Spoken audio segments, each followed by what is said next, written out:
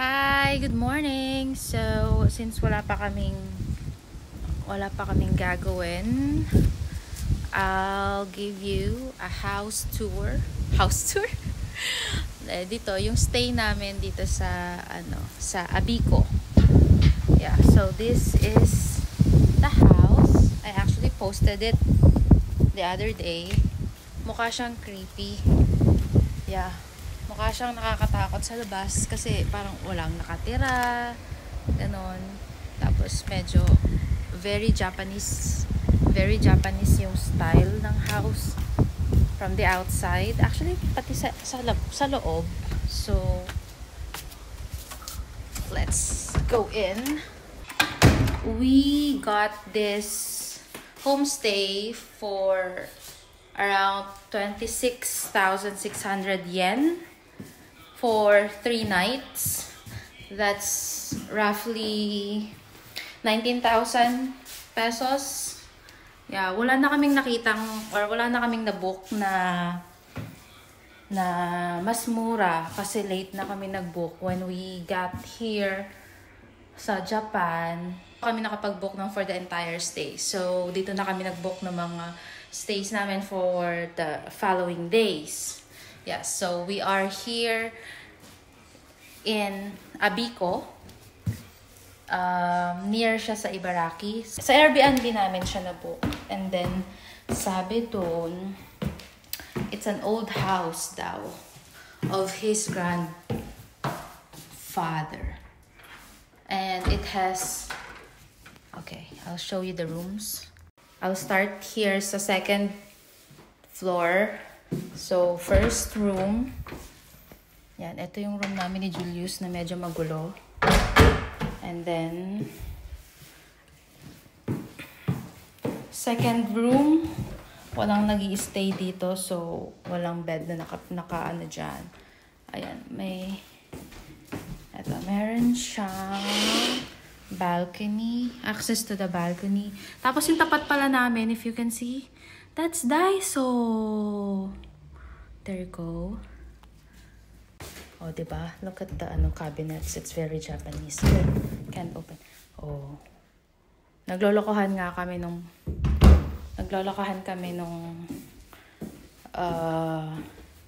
first time namin nakita kasi sabi namin baka may nagtatago sa mga cabinets.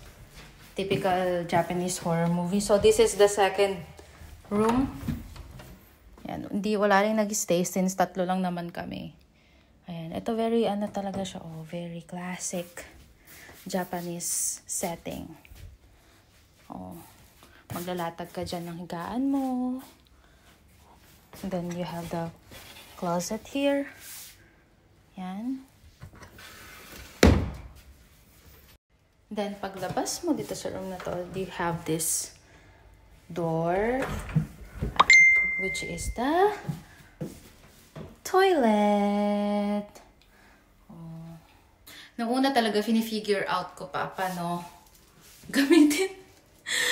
gamitin yung mga yung mga buttons dyan. Kasi nga, nasa kanji siya. Hindi naman namin maintindihan yung mga nakasulat. So, we have to translate it. So, yun. So far, alam ko naman na paano siya gamitin. And very, very nakakatuwa kasi di mo na kailangan magtabo or magbidet. So, yun. Puro rooms lang siya dito sa second level. Baba tayo. Huwag niyong pansinin yung mga kalat namin dyan, mga luggages. Ayan. So, yan yung main door. Dito muna tayo sa kitchen.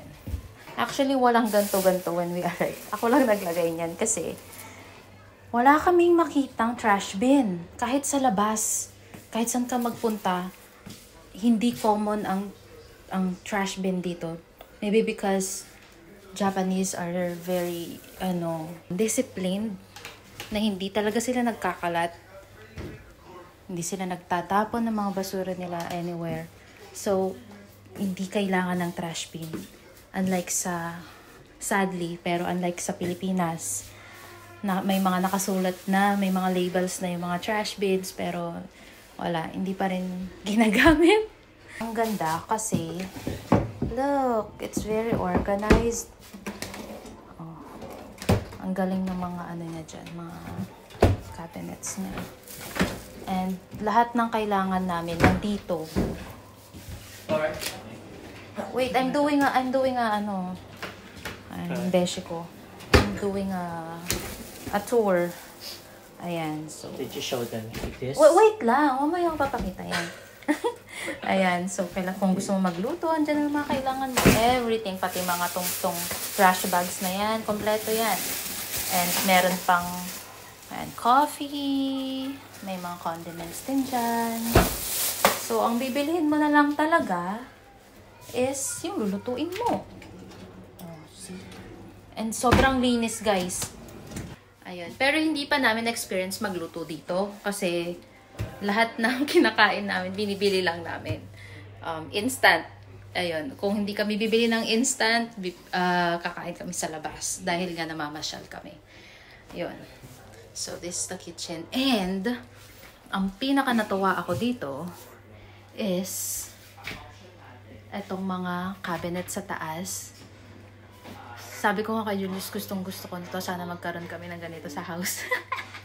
Kasi, mataas siya, diba? So, you're just going to pull it down. Ayan. So, abot mo na. Maabot mo na kung ano mang nakalagay dyan. Hindi na kailangan tumungtong. Wala kasing ganun sa bahay. And merong access dito to, hindi ko alam kung ano tong area na to, pero parang pwede rin ata siyang extension ng dining. So, puntahan natin yung dining. Sinara ko muna siya kunwari. Ayun. So, di ba nabanggit ko earlier, walang trash bin dito sa kitchen. Then, bigla ako nakita to. Ayan. Meron palang malalaking bins dito. Nakapaglagay na ako ng plastic doon. Ayan. Tapos, meron pala dito. Hindi ko to napansin. Dahil sobrang linis, hindi siya mukhang trash bin. So, ayan. Trash bin pala siya. And, nandiyaran, may access din dito palabas. Dito sa may, I think, garden to na hindi na nila na-maintain. And sobrang init dito sa Japan, guys. It's summer. So, ayan. Ang makikita nyo is ganyan lang siya. Ayan. When we booked, akala namin September mag-start ang autumn or fall.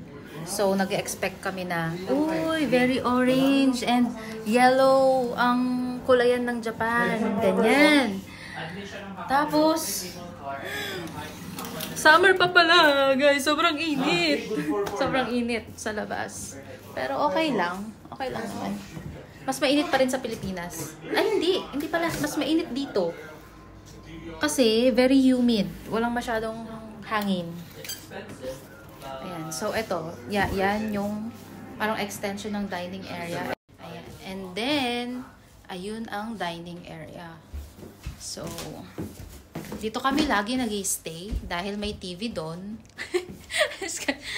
May couch dyan. Pagkising namin ng 5 Oh, wait, hang on! Prepare na agad kami ng breakfast. No, that's not true. Paggising ng 5 a.m., hindi kami nagigising ng 5 a.m.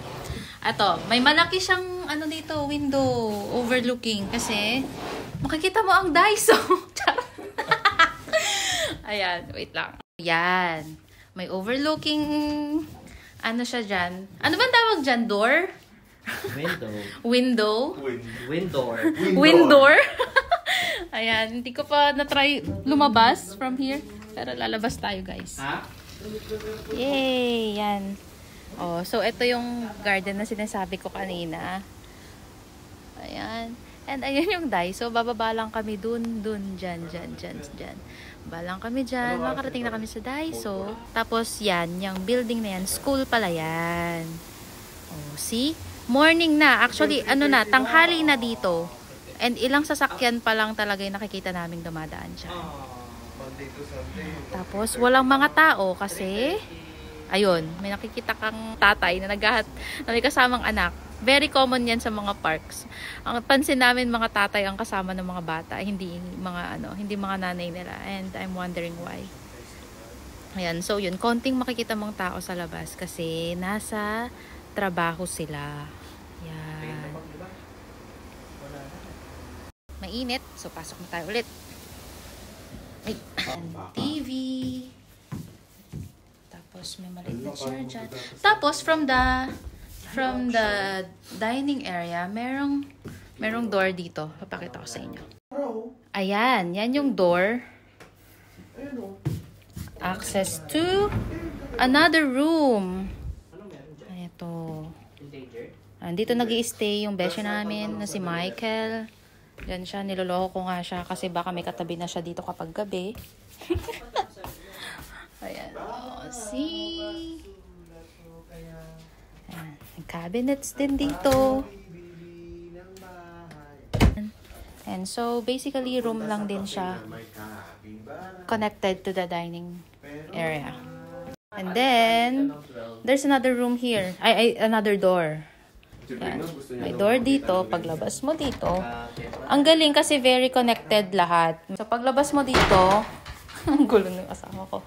Itong first door na makikita mo is toilet. Yan. Maliit lang siya, pero very comfy. Pag upo mo dyan, iwawarm na niya agad yung bambam mo. Para maging relax ka. Kung ano man yung mga ilalabas mo, nasama ng loob. Ayan, ito, laundry area. And this is the shower area. Ayan, sara natin ulit. And then, ayun na ulit yung kitchen. Diba? Very, very compact tong bahay. Spacious, pero functional. Lahat ng gamit na nandito may function. Walang gamit or walang appliances, walang furnitures na walang function.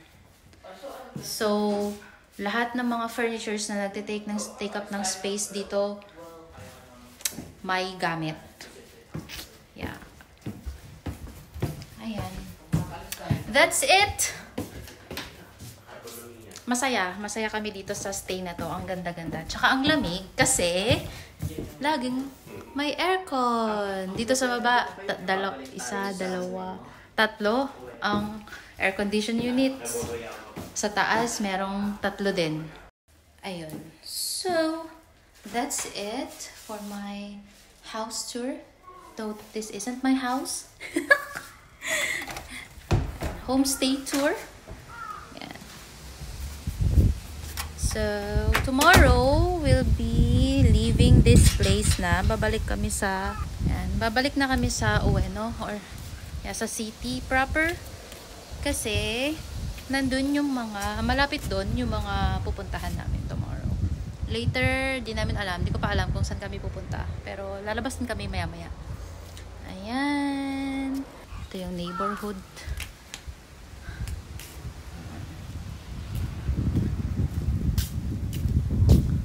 Look. Ayan, wala kang makikitang tao dito na nakapakalat-kalat, na nagmamarites, nagchichikahan. Walang ganun, guys. Ayun lang. Just wanna show you yung lugar. Very peaceful. Kung gusto mo lang mag-chill, makapag-chill ka, walang maingay. Kung gusto mo mag-ingay, pwede ka rin mag-ingay kasi ikaw lang ang maingay dito. Yan. Ayun lang. So, thank you for watching.